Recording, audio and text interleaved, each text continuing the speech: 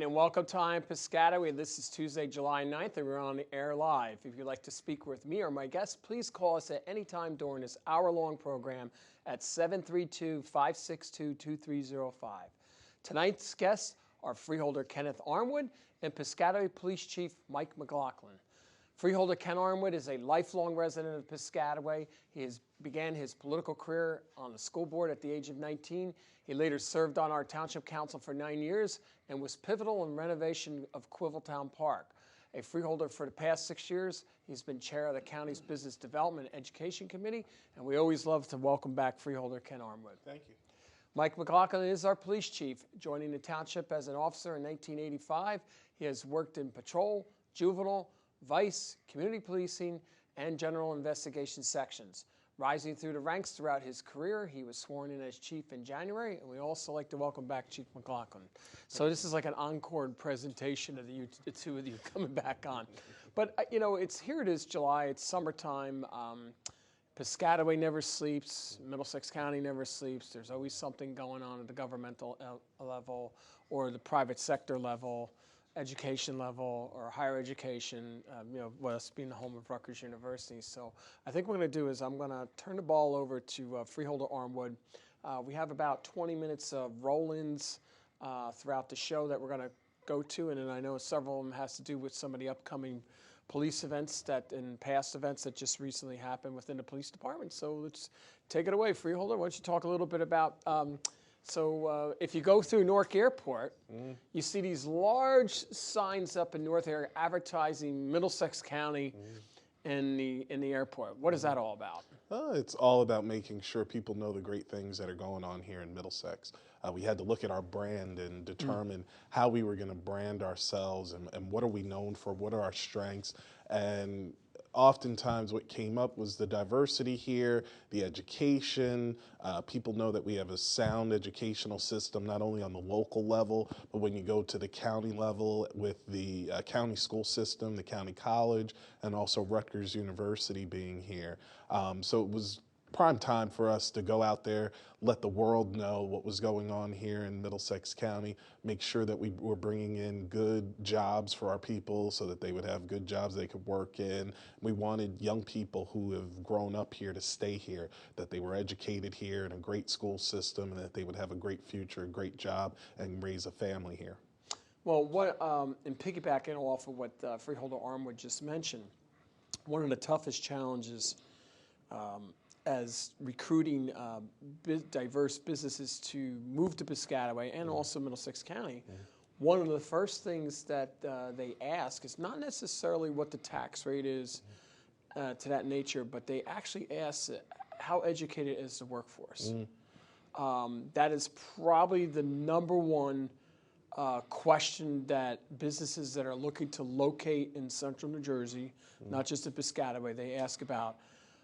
What is the workforce development and how's the capabilities? Because the way technology is moving so quickly out there, are they going to have a workforce that's going to be able to operate some of the sophisticated machines, especially if it's in manufacturing, or are they going to have everybody be there to compute, cloud computing and things to that nature? You know what I mean? Sure. So it's really a sea change from the last 10 years where it was solely just based on location, or what is the tax rate. Now it has to do with the workforce. So we're in competition, this part of the country, with other sections of the country, especially. And I would say to a certain extent the world, on a global scale, we're competing with the world. And you've often pointed out the unique thing about Middlesex County and Piscataway is you could actually go, depending on where you live, kindergarten through college. And get a degree here just in Piscataway, and especially as you're talking about with technology, with Bush campus being right here in Piscataway. There is that opportunity where you could theoretically go K through college and go get a job here in Piscataway. Or a grad school or a medical school or Right. engineering school. I know we're scaring some of the young people out there who have hopes of going out and traveling. No, you're not going to be able to escape. Yeah, we got you here at Piscataway. We're keeping you. We're keeping the intellectual capital. I look at it. I look, for instance, at a company chief like Hariba Scientific that moved in on Knightsbridge. A lot of that is highly sophisticated laser beams that are in there, light spectrum, and this is not like using building blocks or anything. This is they're working with very, very worldwide sophisticated equipment inside that building. To actually, what they do is they calibrate machines that are used in the medical industry and other sectors of the private sector, and that has to be spot on, mathematically correct. Right. And you have to have people in there that are doing that actually are on their A game every day, because if something's not done correctly, it could, in theory, cost somebody life, because if it's medical devices and things like that. So that's why when they're asking about what type of educated workforce do you have out there, or what kind of retraining programs do you have where we can help train people? And I know the county workforce development works very closely with the county college. And I think that's what helped make sure that our unemployment rate remained low. We're below both the state and the national level, but it was also looking at, with our workforce development folks, how can we retrain people so that they're not out of this economy, that they didn't just work on an assembly line and then they don't have a job. What are the skills that they still bring to the table? And that's the toughest. Now, I want to remind the viewers, number 732-562-2305. My guests this evening include Freeholder Ken Armwood and our Chief of Police, Mike McLaughlin. So we are going to go to our first video clip. I know we have a lot of things that we have to get off, so let's go to our first video clip. Well, I want to thank everybody for coming out today for the official raising of the last large piece of steel to go up on our great community center. This reminds me of an Amish country where they have a barn raising party. So, and this is Piscataway's version of that. And I want to thank the folks at Terminal Construction for all the hard work that you've done out here so far. On time, well, actually ahead of schedule, I should say. I want to thank the engineering firm Grotto Engineering. I know the folks from Grotto's here, and Cummings Construction Management, and Netta Architects folks are here too, representing all the outside companies that have helped build this. I want to acknowledge the council members here. We have Council President Frank Earn, Councilman Jim Ballard, Councilman Gabrielle Cahill, Councilman Kapil Shaw. We also have our former First Ward Councilman, Mark Hardenberg, and obviously our Middlesex County Freeholder, Ken Armwood, and Senator Smith's walking through the gate. And at this point, I'd like to have Senator Smith come up and say a few words. You know what this project is known as? OTUB. You know what OTUB stands for? On time and under budget. Yeah. Keep up the good work. Yeah. For those folks here, in the Piscataway community, if you haven't been paying attention to our municipal website, we do have a live cam where you can actually see the construction site going on. So I'm assuming that by the end of July, all the steel will be finished, and I think they're going to be starting the block work from what I understand. So at some point throughout the summer, you're going to see the enclosure of the building take place. And I believe full enclosure is scheduled for sometime in the fall. This is a lot of hard work on behalf of the Board of Chosen Freeholders here, who Kenny Armwood is representing, and also the council. And I want to thank all those companies that moved into town through the economic development that is making this happen here today. I want to thank all the municipal employees who've had a large or small part in getting this project off. It couldn't have been done without you. And to all the residents who've had their input throughout the decades of suggestions of what the community center is, you're going to finally see that to come to fruition some early spring of next year. And without further ado, I think we're going to go ahead and raise the beam.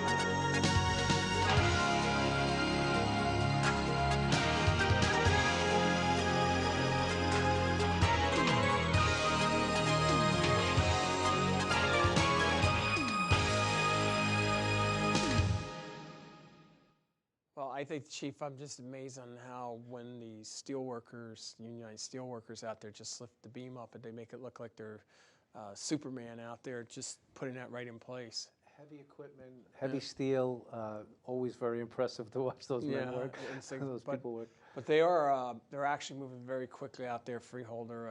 They're a couple months ahead of schedule right now. So if hopefully we'll have, we're going to be speaking about it in the next several months, but hopefully they'll, by the end of the summer, they'll be building, you'll see the bricks going up, as they said in the video clip, and then, by November or so, they'll have enclosure, and then they'll be working on the building trades will be working on the inside. But we're going to go to another quick video feed. We just have a quick 30-second one, I believe it is. So I think I'm confusing everybody. Well, this is just some of the what some of the steel workers are doing over the last couple of weeks out there. Very intense labor out there, putting the steel structure up, as you can see. Actually, also very dangerous work too. They take a lot of safety measures out there with the harnesses and everything on there.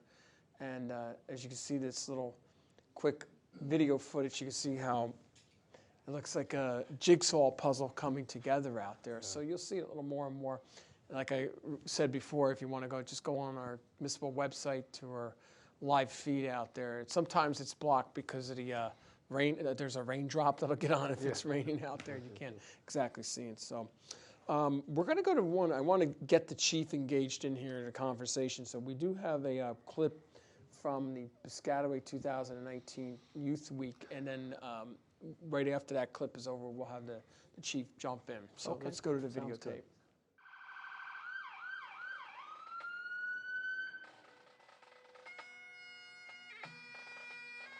Good afternoon, everyone.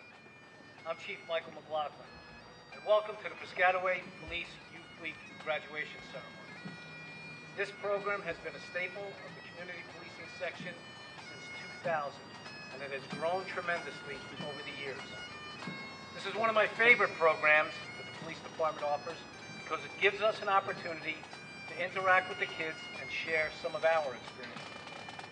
In addition to spending time learning about different aspects of police work, this program and our instructors try to teach your children important life skills. Self-discipline, teamwork, trying new things that might be outside of their comfort zone, and self-confidence are some of the skills that we hope we have imparted on the students and that they carry forward with them in their personal lives. I would like to congratulate all the cadets on their fine performance. I would also like to thank the instructors and their staff for a job well done.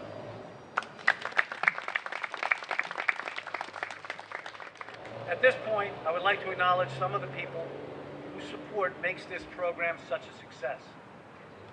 First and foremost, our Mayor, Brian Wahler, Captain Morrison, Captain Mosier, the head of our community policing section, Sergeant Michelle Pilch.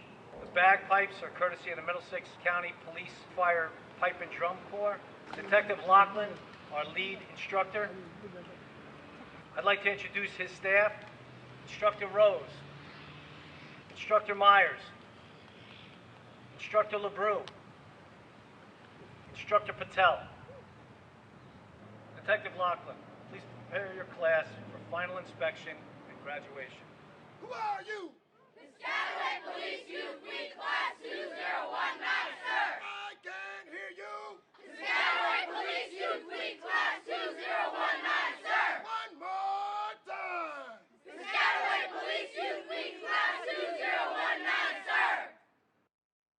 Well, I have to laugh, Officer Laughlin. I know he gets a kick out of getting the kids. Yes, he does. He does such a great job. But you know what? Chief, and I know you're going to talk a little bit. I think that's one of the great programs that the police department does. And obviously, I've been involved. This is now my 20th plus year there, but it's really all three of my children went through it. I know a lot of other families had their children go through it. And to this day, at least my kids talk about how, hey, if they see a clip, I remember when I went through the Youth Week. Right. In a positive way. Right. And So I think that's one of the unique things here in Piscataway, because not every department in Middlesex County or in the state as a whole has the availability or the resources to offer a program like that over the summer. And I know you moved it up a week because I know it started to conflict with some of the Board of Education summer programs and things like that. But we never had that when I was growing up in town. And as when Kenny, when you were growing up too here in the town, we didn't have the police department offer something like that. This program's near and dear to my heart because it began in 2000. And you had mentioned portions of my resume earlier and my time in charge of community policing. And in 2000, I was in charge of community policing, and I was part of the very first class that we put through this program. The unique thing in Piscataway is it really bridges the children's experience with the officers. Some towns, it's very military based. In Piscataway, yes, we go over the discipline that's part of the police academy, but I think there's also a bond that occurs, as you saw at the end. As much as they were sounding off, according to Detective McLaughlin's commands, there were a lot of smiling faces there as well. They learn a lot. They get to experience what it's, in a smaller version, a milder version of what it's like for the police officer to go through the academy. And they get an exposure during 1 week, incremental exposure to all the different experiences that are involved with a police academy and being a police officer. I know that the children enjoy it, and I know that the officers enjoy it, and they interact with the kids after the academy if they see them on a call, if they see them around town, and it's a very, very positive experience for everybody involved. Well, I am a firm believer I'd rather have the department engaged in with the children of the community rather than having chasing them around for other reasons. Because that is really like more than 3/4 of the battle. Yes. In Piscataway Township, I know Ken Armwood, when we were growing up here, and especially today, I don't ever want to hear a child saying that there's nothing for them to do here in the town. Right. That is simply not the case, because they have lots and lots and lots of options now, both on the governmental and the private sector here, to keep them busy, especially over the summer months, when they're not physically in class, and in a very good way. This is an opportunity outside of the normal athletic opportunities that are available in Piscataway. It's an experience that's, as I said, completely different than the athletic arena, yet they do come together as a team. You saw at the graduation, they march in order, they salute, they come to attention. So they learn team building and being part of something bigger than themselves. Yet it's a fun, positive experience that's not necessarily only the athletes. So it's open to the athletes, but it's open to everybody. The kids who maybe aren't comfortable in athletics, and that's what makes it great. It's some programs, not every child is geared to specific programs. Right. So, but I know we have an adult version of this that we run here, but you know what? I'm thinking, Chief, now, top of my head, we might want to run a senior citizen version of this. I don't know what the challenges are. I'm sure you guys could come up with some program, and like maybe over at the senior center. I may be different, maybe some different. I don't mean to put you on the spot.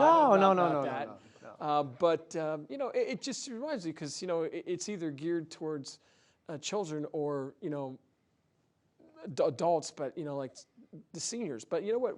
While we're talking about the seniors and that, we do have another clip of. I'm going to let you speak over that. So let's roll the next clip here.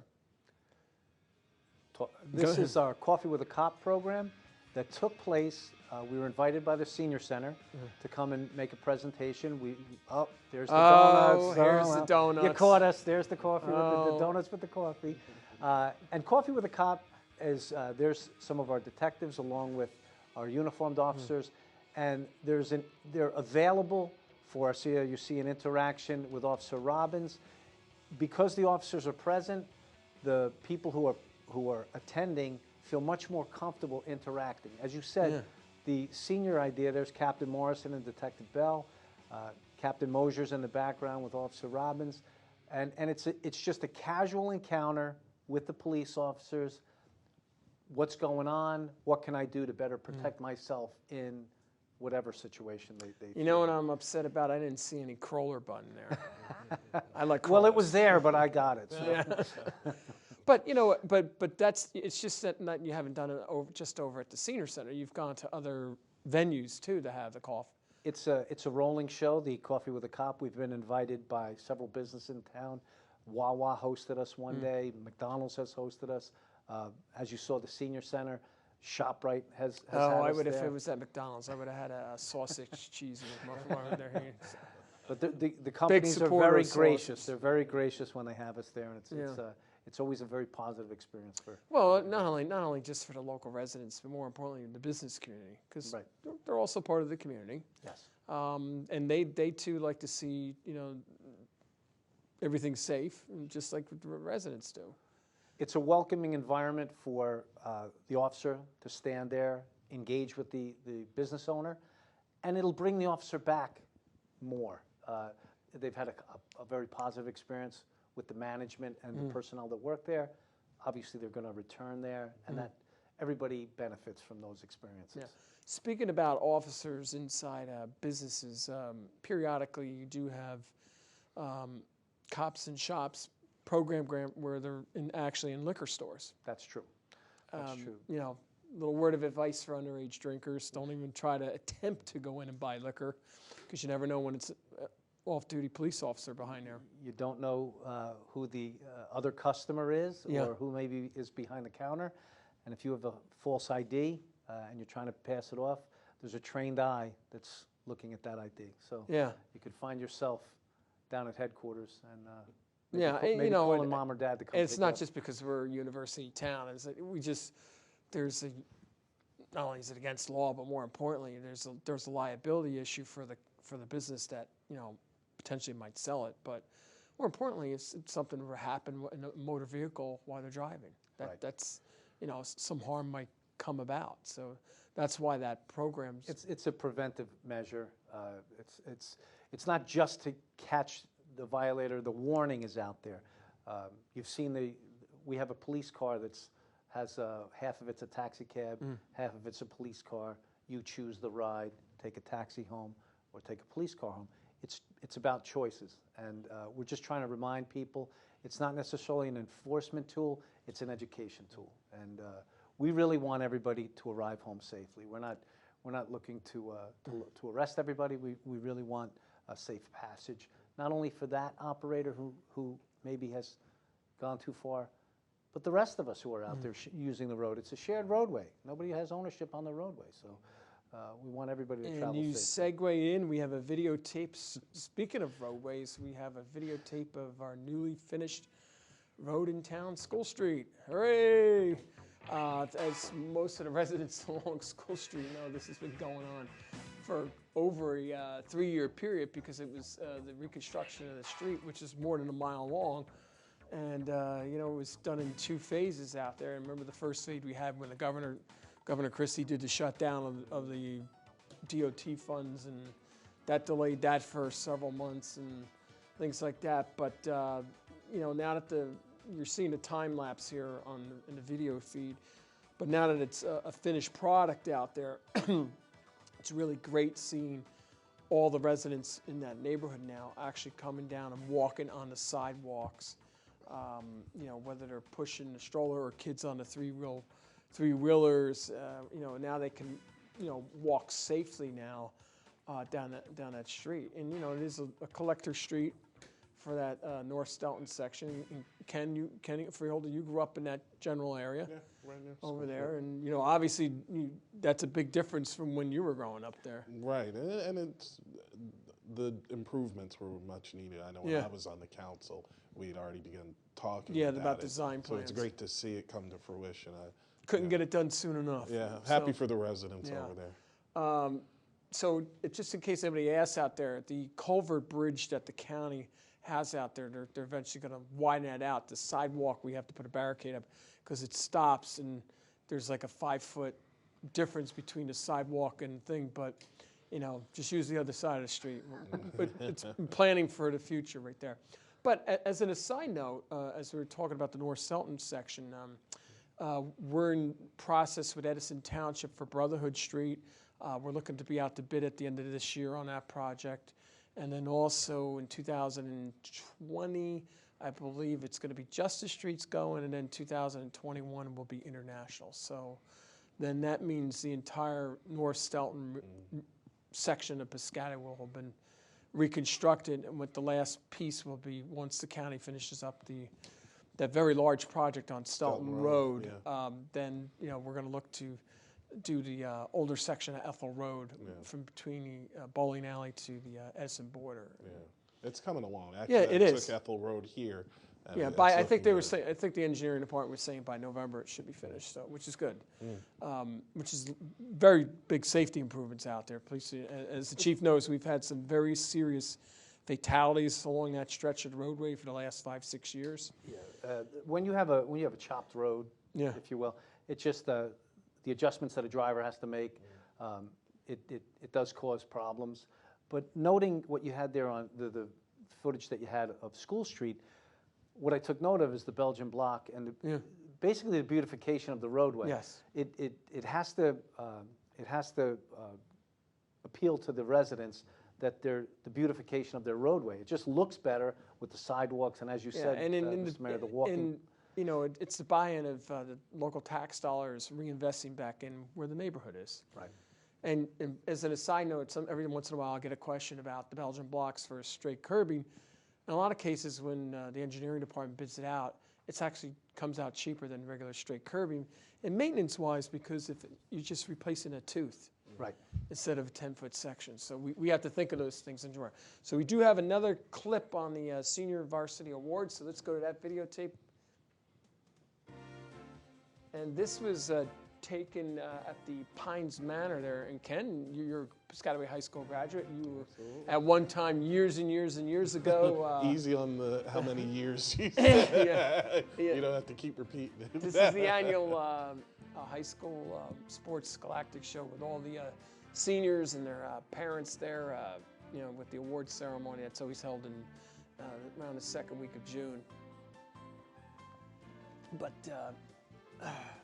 I gotta tell you, this is not a chicken fingers guy. Everybody wants like the real meal out there. Some of these older kids out there. But I want to congratulate all the high school seniors there, especially with the awards ceremony. And it's just something that they'll have fond memories about.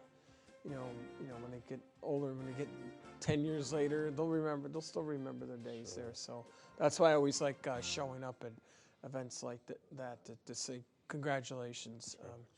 And when that leads into the next video feed, it was the 2019 Piscataway High School graduation, which took place at the Rutgers Athletic Center. And you can see the clips here with the graduating seniors coming in, which, by the way, we are playing the entire graduation ceremony on PCTV. So you just have to go to the calendar to see when it's over there. So if you want to be a little famous there, and it was several of the council members there. I know Chanel McCollum was there with also Sheriff Millie Scott was on hand. Also, that's the Piscataway High School Junior ROTC with the colors. Last year. Oh, yeah. last year. Yeah. So, but I want to once again congratulate him. It actually went by pretty quick.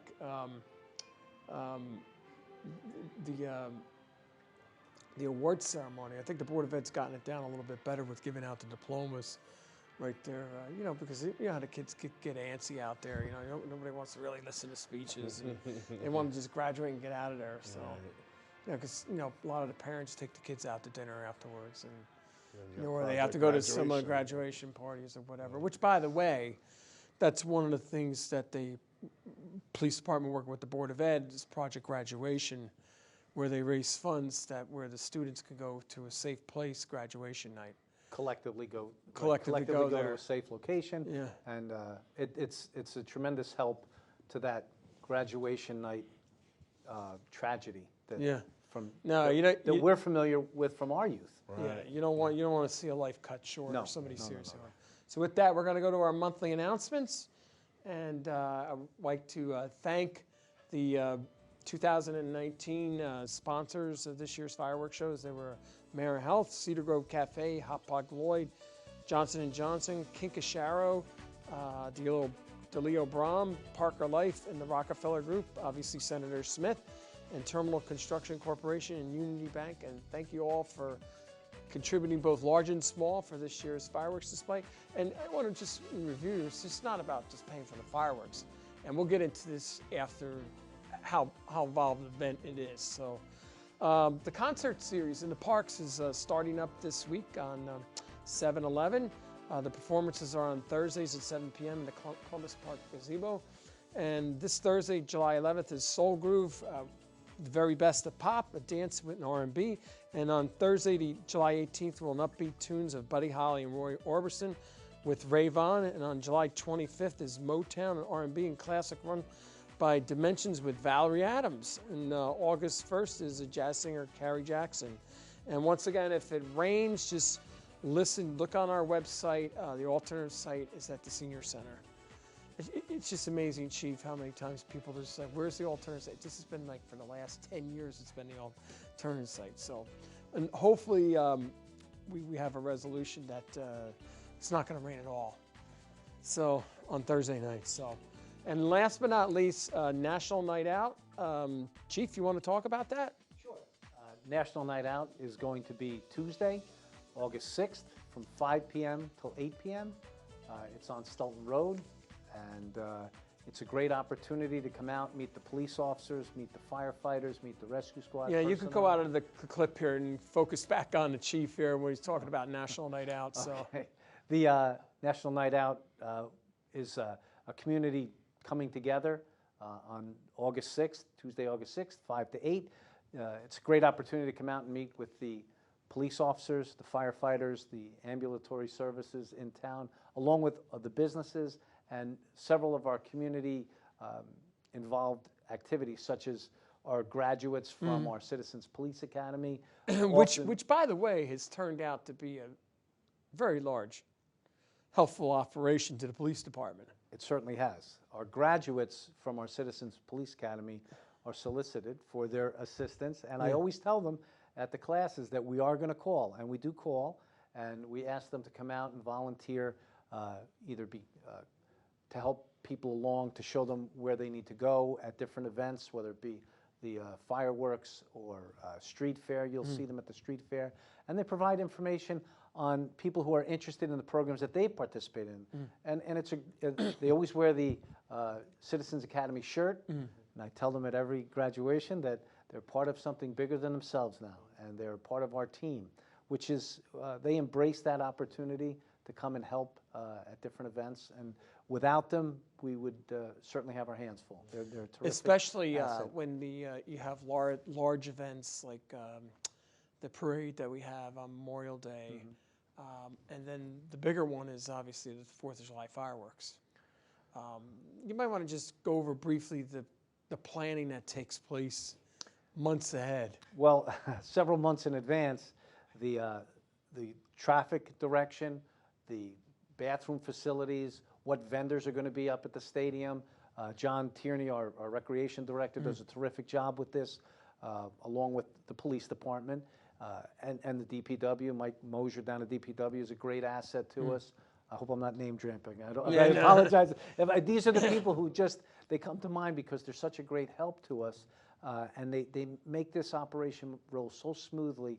The Citizens Police Academy graduates do parking lot security. They help with traffic control, crowd control. They're inside the stadium. And I want to just focus on that for a second with this.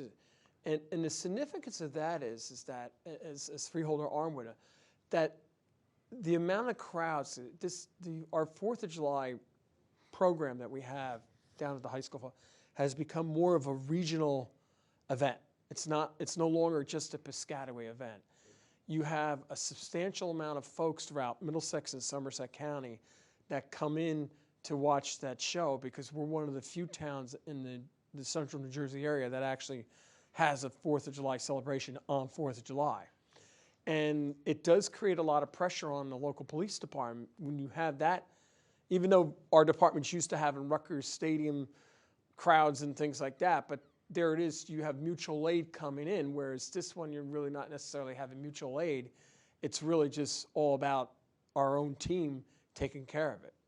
And that's where the Citizens Police Academy folks come into play. Well, that's a great word that you use, team. Yeah. It's not just the paid police officers, it's the volunteer fire companies, it's the volunteer ambulance services, and it's also the Citizens Police Academy volunteers who come in and help out, and that's what makes the program, the 4th of July, run so smoothly. Well, I gotta tell you, Chief, and Freeholder, as you know, my son's one of the volunteer firemen, and so here I was at 4 o'clock getting ready. I was going down there myself. I had to cook a whole slew of hamburgers for some of the firemen to take to go. So next thing you know, I have the truck pulling up, looking for to go stuff that I had cooked. So before I could go down there, but you know what? And the general public needs to realize this, that even though they're out there enjoying watching the fireworks, you have a lot of their fellow citizens here in town that are out watching for their public safety while they're enjoying that event, that are giving time up that they're not spending with their own families. And Right. I don't think you can't thank the volunteers enough about that. No, they're giving up their 4th of July. That's basically it. have They're to giving be- up their 4th of July. They have to be at police headquarters for debriefing in advance of the event. By 6 o'clock, they're at our headquarters, and there's not a picnic around that's over by 6 o'clock. Oh, no, no. So they have to break from whatever it is they're doing, report to. Well, it police would be if I headquarters. just shut the grill off. And you got a taste of volunteerism by cooking for the firefighters. That's terrific. Yeah, it is what it is. But anyway, I got a call from one of the local reporters. They wanted to know about the signage, or was there issues with the parking this year? And I just explained to them, no, we just bought better visible signs out there. Instead of the old white ones that was hand scribbled, you can actually see these signs a little bit better. These are a plastic sign, and I'm going to name drop again, Captain Tom Mosier. Yeah. He got these signs for us. They're fantastic. They're plastic, so we take them down, we reuse them. They're not. You're right. They're not the curling paper anymore. They're high visibility, and they put them all on every roadway. So the visibility was greater. The limitation was not. No, and that's what I said. However, we did have an issue that some of the private sector companies didn't allow people to park in their lots, and what had happened was last year, evidently, a lot of folks that were parking in the parking lot, I guess, weren't kind to and just left a lot of their litter there. And the companies had to clean up their parking lots the next day, because don't forget, a lot of cases, everybody's working the next day, for not everybody has off the following day. And, that becomes a cost for those businesses to clean up their parking lots to have their regular employees. And, this is one of these things, had people been more respectful of, you wouldn't want somebody coming in on your lot and your driveway and littering it, letting them, you know what I mean? It's just, so that's the flip side of what happened. They decided to close off some of their lots. And some people over the years were used to parking in the lots and had to look alternatively. But there was a lot of other viewing areas that you could obviously watch the fireworks. I mean, they're shot off pretty high. They're shot off at the highest point geographically in Piscataway. You could see them almost anywhere. Right. It's a welcoming event, but you have to be courteous to those that have welcomed you. And I do have to address, Freeholder, the 10-minute intermission that happened there. As I finally joked with one of the reporters, it was an involuntary intermission, but it was one of these things that the fireworks company said, oh, we've never had a glitch with the computer system before shooting the fireworks up. And lo and behold, I guess we were the one guinea pig and there was a glitch. But, at the end of the day, is most people enjoyed the fireworks. There was a breather break, and that's not the norm, so not in a 25-minute show. So we're going to go to another video, a quick clip of the 2019 Street Fair that took place in June. And I know Freeholder Armwood was there, and we had a great time there. And actually, the weather cooperated pretty good out there. And Chief, once again, your community policing section was out in full force. There, speaking with the residents at the street fair. It's a great opportunity, yet another great opportunity for interaction, to meet and greet with the police officers. Hey, I know that lady right there. I think I've seen her. We've seen her before. She does all the design costumes for the studio here. And that's some of our boards and commissions folks that were out in force, and some of the council members. And then also there's our community policing section right here. Part of it. Part of it. Not all, not just two of them. And there's our Piscataway Senior Citizen African American Association, our Public Relations Commission, and Ken Saunders are right there, and some of the other folks from the private sector booths. So, but I think changing it from the second week of May, where for that 10-year period, we're getting rain, and now for the second year in a row where we now have it in May, it seems to work out pretty good now. It's a little hotter, but you don't run the risk of getting a rain out there, which is kind of helpful. So, and every year there seems to be something new and different. So it's yeah, it's you know always what? a You new always have to experience. worry about the wind, that somebody doesn't get hurt in those thing right there. So we do have another video clip of the T-ball ceremony. And I know Councilman Ballard was at that one, so we're gonna. This was held over at the reception was held over at the Piscataway Senior Citizen Center right there, and this is the coaches, and I know Jim Ballard, myself, and Councilman Frank Earn. We're out giving out the trophies out there to the kids. It was so funny watching them trying to eat the pizza and get their trophies at the same time.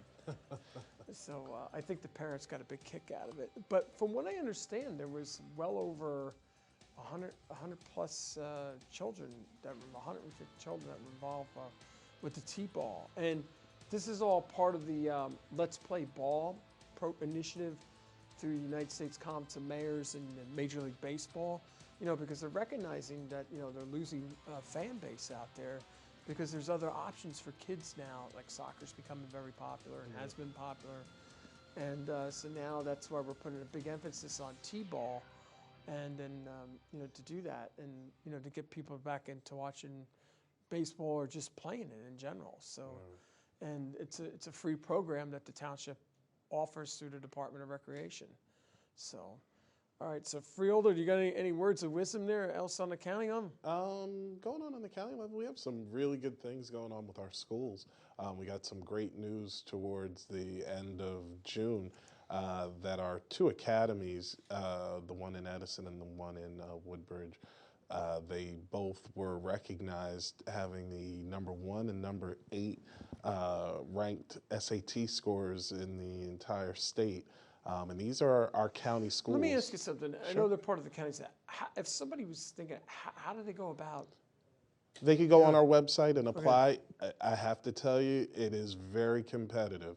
I've already gotten calls from parents who are disappointed that their kids didn't get in, but it's a very competitive process. In a lot of cases, they're working with the university where they're actually taking college courses as in the high school. Sure, and these are some of the best of the best. These are very focused students who know the career paths that they're going to take in life. But they were #1 and #8 as far as SAT scores in the entire state.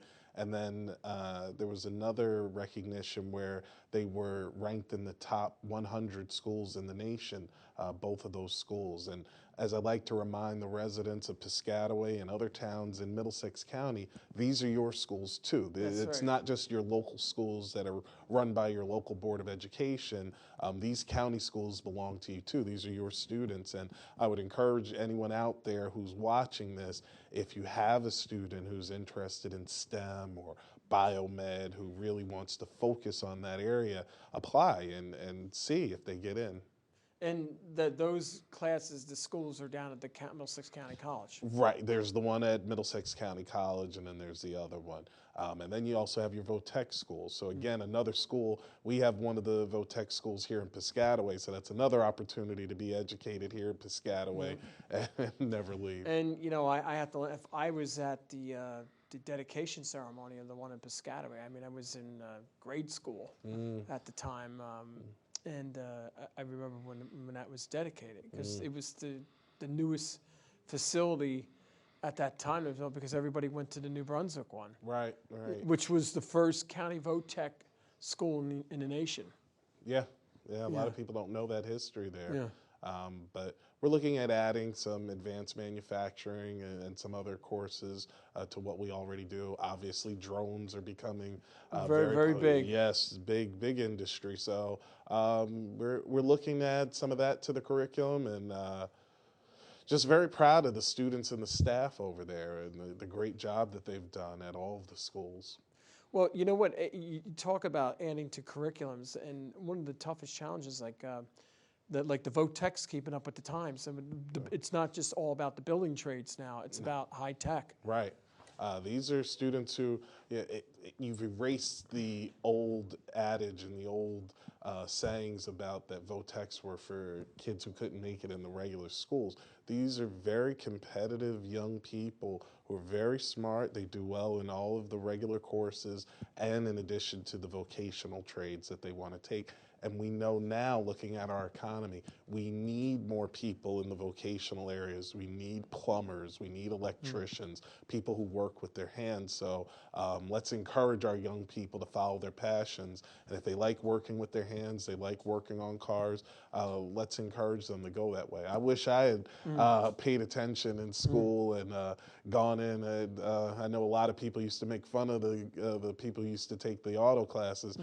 Probably saved myself a lot of money over the years if I had. Well, you know, before we go to some more video feed, but I just want to, after going to Cascade Industries and seeing the sophistication of the manufacturing machines in there, I mean, you know, as they joke about, they produce like 400,000 pizza boxes a day, but you have to see the machinery in there and what it takes to operate those very sophisticated machines. You know, that doesn't get manufactured by a magic wand. It's actually, you have to know computers, you have to know picking the dies out of the automated system and everything on, and that all comes into play in what they're teaching in the VOTEC system now, to advanced manufacturing, automation. That is the wave of the future. Right. And all that automation needs maintenance. Yeah. So that's, you know, you're not. That's right. You're not a simple person to be able to Well, maintain that. And that automation even has affected police departments throughout the country. You know, the way technology is moving so quickly, even in the patrol cars. It's a spaceship. Yes, it is. It really is. All right, we're going to go to another video feed. It was the 2019 Piscataway Elks flag raising ceremony. Let's go to the video feed. I want to personally thank the Elks Lodge there on River Road for having this ceremony every year down at their lodge in conjunction with the Boy Scout troop there. It's a wonderful event that's put on, and they even cook out. You even get some hot dogs afterwards if you want to have something to eat there. It's like the good old American food there for Flag Day. So can't say enough about the folks down the Elks having to put on that event down there. And they actually had somebody built one of the Boy Scouts actually built a replica of the World Trade Center outside the Elks as a commemoration of the event, of a 9/11 event. So I was going to say they do a great 9/11 ceremony each year too. Yes, so that was part of their Boy Scout troop. Somebody was for an Eagle badge out there. So you know, when one of the Boy Scouts is filing for an Eagle Merit badge, you know, everybody in the troop helps out. So. We have another clip. Let's go to the next one. It's the Malcom Jenkins annual camp. And I can't say enough about Malcom Jenkins and both his mother and father for giving back. It has morphed into not just about football, but also about cheerleading and classes about concussions and your physical health and mental health. Obviously, Coach Dan Higgins, one of our retired police officers, was there, and a lot of volunteers, folks throughout Piscataway and parents that gave up their 2 days to help work, and that's Malcom Jenkins there, his foundation's clinic there, and I think that the kids really enjoyed it thoroughly out there, and they had great weather the entire time out there. And it wasn't just about football. That's the good thing. It's not just about football. And that's the unique thing about Malcom Jenkins, too, is he's more than just football. Yeah. Oh, no, he's obviously a national leader now of professional sports in regards to somebody that's looked up to within the profession, which Yeah, says a lot. social justice, he's all out there about that. Yeah, that's good.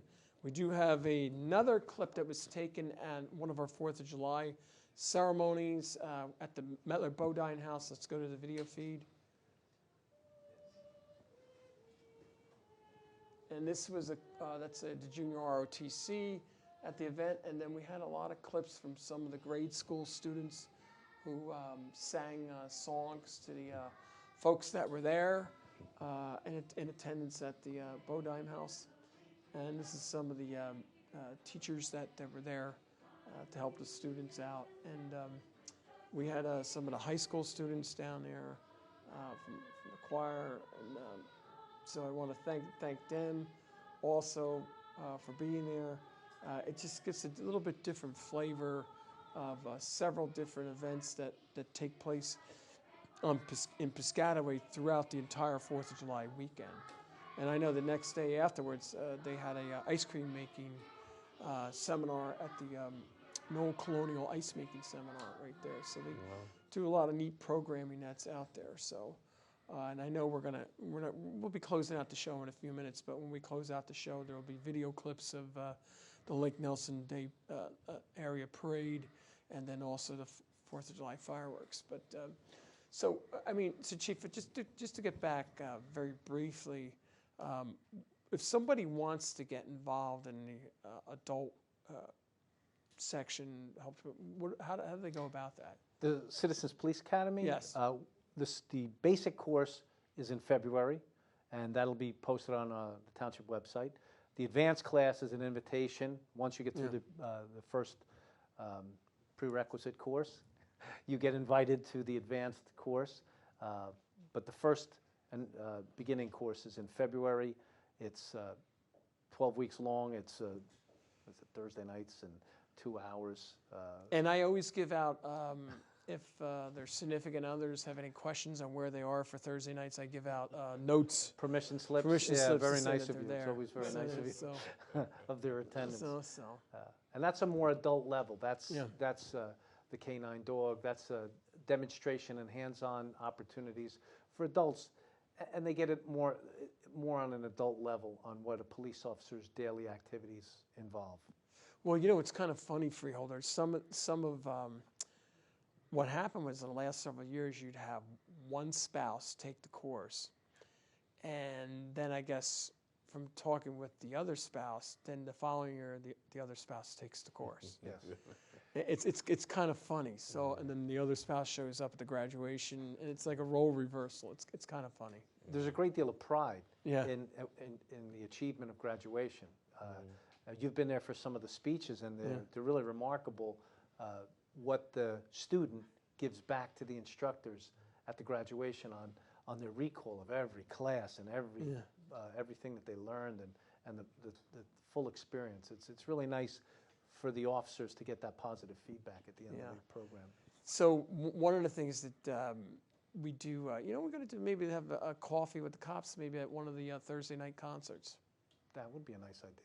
Yeah. That's a great idea. Yeah, We should have them we'll out down there because you don't even get a crowd. I mean, granted, some of the people down at the concert on Thursdays are out-of-towners that were there because, there's a bunch of groupies that just come and want to see the concerts. They don't necessarily have concerts in their own community. But I just want to remind the viewers out there, as we said in the announcements, that Thursday nights, it's a great venue to get to know your fellow citizens in Piscataway. I know Freeholder Armwood shows up. When he doesn't have a Freeholder meeting, he'll stop by. Great concerts. Especially when the weather cooperates. Yeah. But after all, I want to thank everybody for cooperating this 4th of July and with the understanding that we had that involuntary 10-minute intermission with the fireworks. But, if that's the worst thing that happens to us as residents of Piscataway, I will take that. So we're going to close out our show, and I want to thank Freeholder Armwood for once again stopping by. And Chief, you're always welcome here also. Thank you for having me. And we're going to leave it with some video feed from the Lake Nelson Day Parade and also our 4th of July fireworks. And have a safe July coming up.